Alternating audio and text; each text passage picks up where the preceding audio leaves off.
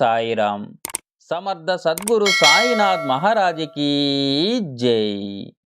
బాబా భక్తులందరికీ నమస్కారము. సాయి కుటుంబ సభ్యులందరూ ఆ సాయినాథుని ఆశీసులతో సుఖంగా ఆయురారోగ్యాలతో అఖండ అష్టైశ్వర్యాలతో సంతోషంగా ఉండాలని అనుదినము ఆ సాయినాథుణ్ణి కోరుకుంటున్నాను. ఈరోజు మన వీడియోలో బాబా గారైతే ఒక చక్కటి సందేశాన్నైతే పంపించారు ఫ్రెండ్స్. ఆ సందేశం ఏమిటో బాబా మాటల్లోనే విందాం. బిడ్డ, తమలపాకు మీద కొలువు తీరిన ఆ రామయ్యను తాకునాయన. మంగళవారం నాటికి మంగళకరమైన శుభవార్త అని చెవిన పడుతుంది బిడ్డ అని బాబా గారైతే చెబుతున్నారు ఫ్రెండ్స్. చూడండి ఫ్రెండ్స్, బాబా అందించే శుభవార్త వినే ముందు నాది ఒక చిన్న విన్నపం. ఈ వీడియో మీకు నచ్చినట్లయితే లైక్ చేయండి. సాయి బంధువులందరికీ చేరే విధంగా షేర్ చేయండి. క్రొత్తగా ఈ ఛానల్ని చూస్తున్నట్లయితే సబ్స్క్రైబ్ చేయండి ఫ్రెండ్స్. ఇంకెందుకు ఆలస్యం, ఆ బాబా నామాన్ని స్మరిస్తూ రామయ్యను తాకి బాబా చెప్పే శుభవార్తనైతే వినండి ఫ్రెండ్స్. బిడ్డ, చూడగానే తమలపాకు మీద కొలువు తీరిన ఆ రామయ్యను తాకునాయన. ఆ రామయ్యను తాకిన మరుక్షణం నుంచి నీకు శుభగడియలు అనేవి మొదలవుతాయి బిడ్డ. రేపు మంగళవారానికి మంగళకరమైన ఒక శుభవార్త నీ చెవిన పడుతుంది నాయన. బిడ్డ, మనసులో ఎప్పుడూ కూడా ఎటువంటి కల్మషం లేని నిన్ను చూసి ప్రతి ఒక్కరూ కూడా అసూయపడుతూ ఉంటారు. కానీ బాబా, నేను ఏ తప్పు చేయకపోయినా కూడా నన్ను ఎందుకు బాబా అందరూ చిన్నచూపు చూస్తారు? నా మనస్తత్వం కానీ నా నడవడిక కానీ ఎందులోనూ నా తప్పు లేదు కదా బాబా. అయినా కూడా అందరూ నన్ను తక్కువగా ఎందుకు చూస్తారు బాబా అని మనసులో ఆందోళన చెందుతూ ఉన్నావు కదా బిడ్డ. బిడ్డ, నువ్వు చాలా అదృష్టవంతురాలివి. అదేమిటి బాబా, ఇన్ని బాధలు పడుతున్నాను కదా, నన్ను అదృష్టవంతురాలివని నా మనసులో బాధను తీసేసే ప్రయత్నం చేస్తున్నారు. కానీ నిజానికి నేను అదృష్టవంతురాలిని కాదు బాబా. ఆ విషయం మీకు కూడా తెలుసు కదా. నన్ను ఎందుకు మీరు కూడా అవమానపరుస్తున్నారని అడుగుతున్నావు కదా నాయన. బిడ్డ, జాగ్రత్తగా చెప్పే మాటను గమనించు. నీ అదృష్టమేమిటో నీకే తెలుస్తుంది నాయన. అదేవిధంగా మంగళవారానికి ఒక శుభవార్తను కూడా నువ్వు వినబోతున్నావు.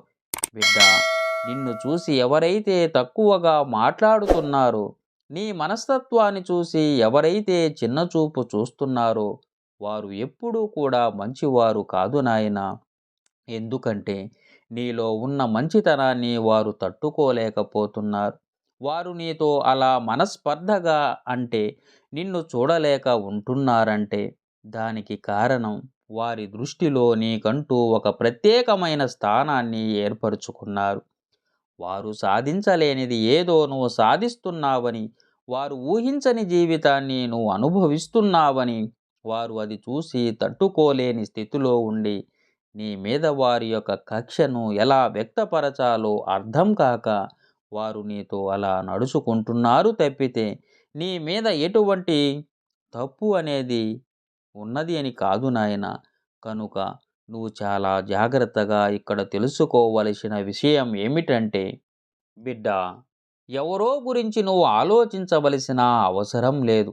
ఎందుకంటే నీ గురించి నువ్వు ఆలోచించుకోవాలి. నీ గురించి నువ్వు ఆలోచించుకునే విషయానికి వస్తే నువ్వు ఇప్పుడు గడుపుతున్న జీవితం ఏదీ కూడా నువ్వు కోరినట్లుగా లేదు, నీకు నచ్చినట్లుగా లేదు నాయనా. అవును కదా బిడ్డ. అయితే నువ్వు కోరినంత జీవితం, నువ్వు ఆశపడ్డ జీవితం అనేది నీకు దక్కలేదన్న మాట వాస్తవమే. కానీ దక్కుతుంది అన్న మాట మాత్రం ఖచ్చితంగా వాస్తవం నాయన. ఎందుకంటే నువ్వు ఎక్కడైతే మార్పు రావాలని కోరుకుంటున్నావో నీ జీవితంలో అక్కడ మార్పు రాబోతుంది నాయన. నువ్వు ఊహించని విధంగా నీ భర్త నువ్వు చెప్పినట్లుగా నడుచుకోబోతున్నాడు. అదేవిధంగా చిన్న చిన్న ఆరోగ్య సమస్యలతో నువ్వు బాధపడుతున్నావు. కానీ అది కేవలం నీ మనసుకు సంబంధించిన విషయమే నాయన. ఎందుకంటే మనసు ప్రశాంతంగా ఉన్నప్పుడే కదా నాయన శరీరం కూడా ఆరోగ్యంగా, ఆనందంగా నువ్వు కోరినట్లుగా ఉంటుంది.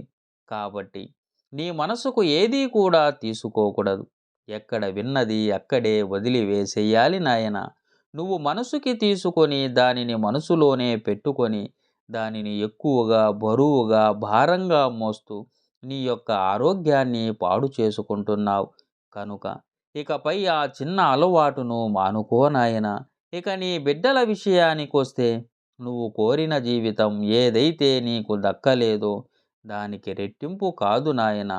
దానికి రెట్టింపుకే రెట్టింపు సంతోషకర జీవితాన్ని నీ బిడ్డలు గడపబోతున్నారు. అవును బిడ్డ, ఎందుకంటే నీ జీవితంలో బ్రహ్మాండమైన అదృష్టం ఉంది. అంటే ఆ అదృష్టం నీ బిడ్డల రూపంలోనే నీ జీవితంలోకి అడుగు పెట్టింది నాయన. ఎందుకంటే నీ బిడ్డలు నీ పెంపకంలో పెరిగారు. నీ యొక్క మంచి చెడ్డలు అన్నిటినీ కూడా పునికి పుచ్చుకున్నారు బిడ్డ.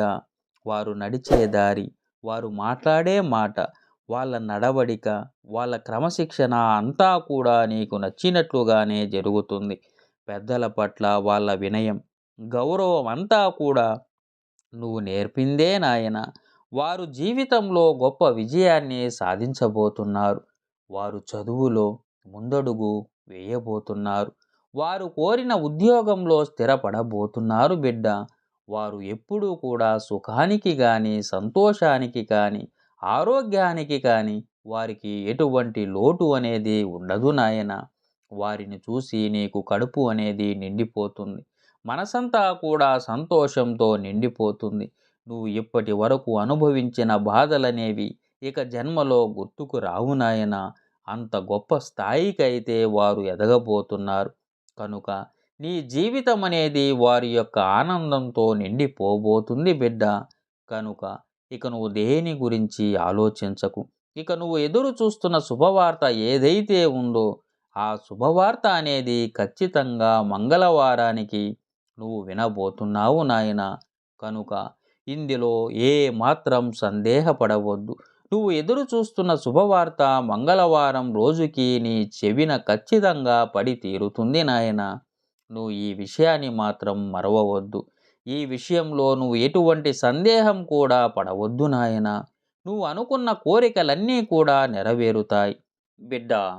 ఏదైనా ఒక శనివారం రోజు 9 యాలకలను నీటితో శుభ్రం చేసి ఒక తెల్లని దారానికి పసుపును రాసి ఆ 9 యాలకలను మాలగా గుచ్చి దేవునికి నమస్కరించుకొని ఆ యాలకలను గంధము, కుంకుమ బొట్లు పెట్టి శ్రీ వెంకటేశ్వర స్వామికి నువ్వు మాలగా ధరింప చెయ్యి నాయన.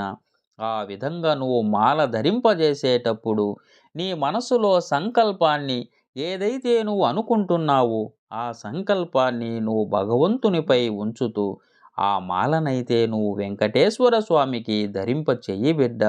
అప్పుడు నీ కోరిక ఏదైతే ఉంటుందో అది తీరడానికి నీ జాతకంలో అడ్డగిస్తున్నటువంటి దోషాలు ఏవైతే ఉన్నాయో అవన్నీ కూడా పూర్తిగా పక్కకు తొలగి నువ్వు అనుకున్న కోరికలు ఏవైతే ఉన్నాయో వెంటనే నెరవేరుతాయి నాయన. కుదిరితే ఈ చిన్న పని చేసుకో. నీ దగ్గర చిన్న వెంకటేశ్వర స్వామి విగ్రహం ఉన్నా కానీ వెంకటేశ్వర స్వామి విగ్రహానికి ఈ మాలను వెయ్యవచ్చు నాయన. లేదు, మా ఇంట్లో పటమే ఉంది అంటే కనుక నువ్వు పటానికి మరిన్ని 21 యాలకులు గుచ్చి అయినా కూడా వెయ్యవచ్చు నాయన.